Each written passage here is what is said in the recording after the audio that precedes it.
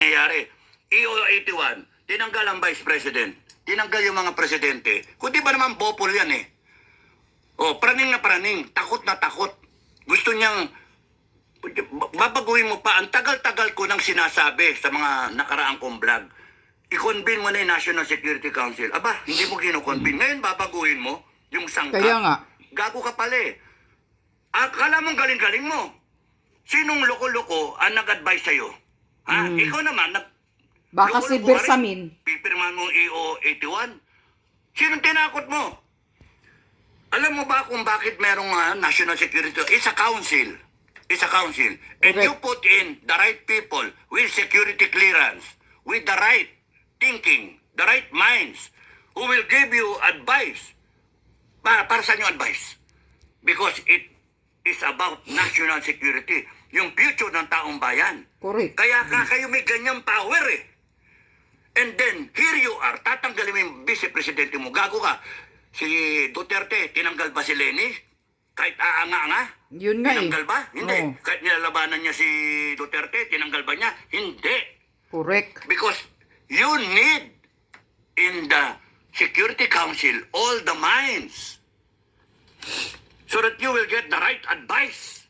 Because right there, you, smack in the middle of it, you are the president. You will hear all the advice and then you will have to decide. You will have to weigh. Tatanggalan mo ng dating presidente ba? Magaling ka na ba? Nakadalawang taong ka pa lang. Correct. Yung mga dating presidente naka-6 na taon. Yung isa dyan naka-9 na taon. Buhay pa. Oh, si Gloria. Oh, tinanggal din si Gloria, no? Kahit Sa advice ang kanyan National sa I am Security. sorry. Ha? At least masabi mo, I am sorry. Gago ka, tanggalin mo sa National Security Council. Eh yun may experience na I am sorry. Loko-loko ka. Presidente kang pulpul. Lakang alam. Yes. Si You don't deserve to Silinting be Bangag. the president of this country.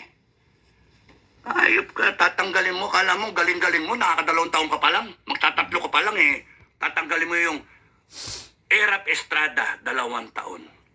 Gloria Arroyo, 9 na taon. Dikong, 6 na taon. Ha?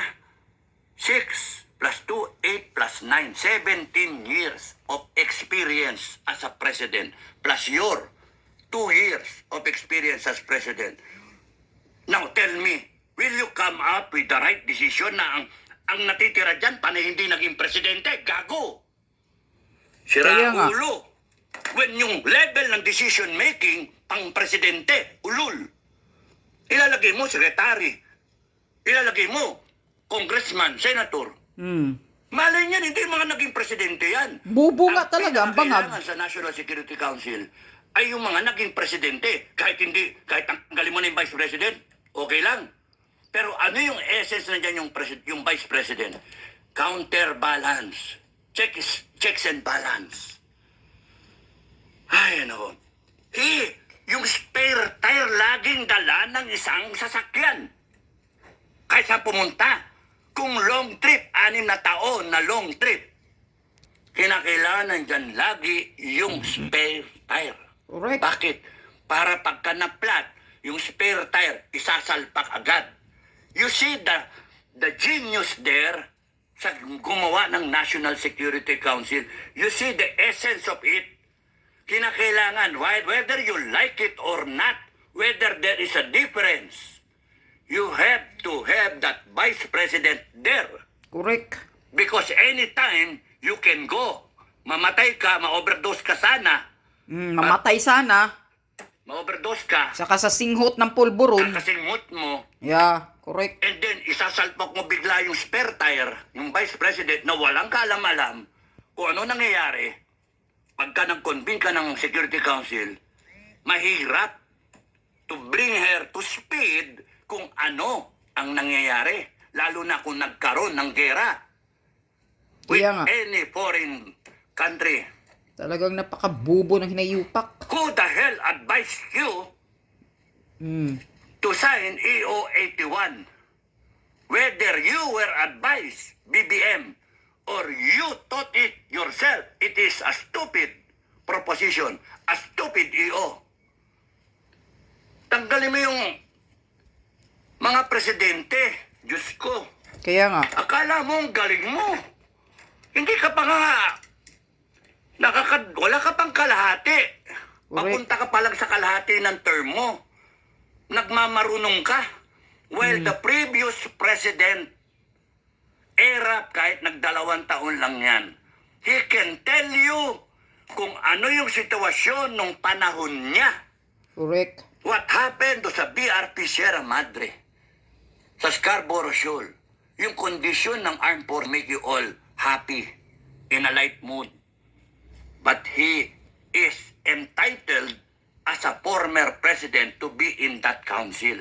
Exactly. Gloria Arroyo, an economist, now a congresswoman, her rich, dating senator, her rich experience, the longest one, as President of the Republic.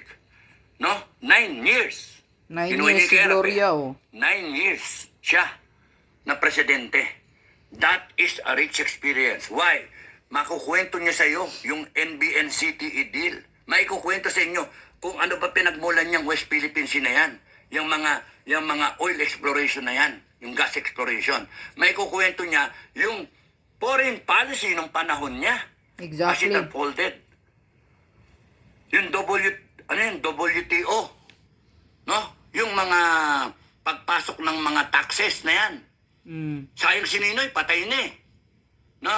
Kahit yung pagka-noy-noying niya. Kahit yung Pagkaabno. pagkadilaw niya. Pagkaabno. Mapapakinabangan mo. That is the beauty of having so many people sa National Security Council na mataas ang level o kasing level mo, Presidente, or better ang experience kaysa sa'yo. Kasi kompleto sila. Correct. Ikaw 2 taong ka pa lang. Kumbaga sa elementary ka pa lang. Grade 3 pa lang. Sila, doctorate na. Tama. Yun nga eh. President Nakapagigil. Duterte, he can tell you anything and everything about build, about the drug war, about corruption, about the oligarchs, about laglag bala, and everything else na ginawa niya in between. He has a rich experience regarding COVID. How Yes. he dealt with it. And with a current world trending na Correct. Yung COVID na yun talaga eh. Si PRRD talaga yung ano eh. pwedeng magkaroon na naman ng biological ek-ek na yan na gagamitin ninyo to disperse the rally, ha?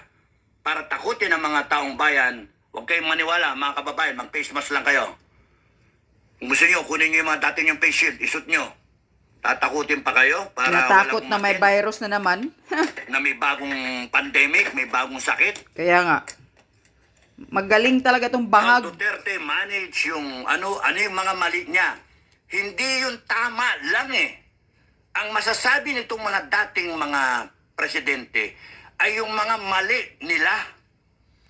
Because the Security Council, being a member of it, gives them the opportunity to correct the wrong, the mistakes that they had.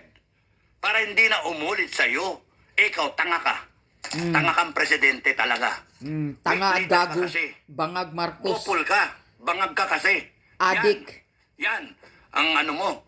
At takot na takot ka sa vice-presidente mo. Here you are. Taragis ka. Tanggalin mo. The Filipino people deserve a vice president sitting doon sa National Security Council. Correct. Because at any point in time, mawala ka man, isasalpak na kagad yung vice president for continuity. Pointless din naman makipag-argue sa iyo. Mga popol kayo dyan. Lahat kayo, member dyan ngayon, huhulihin namin. Lahat kayo, lilitisin namin. Animal kayo?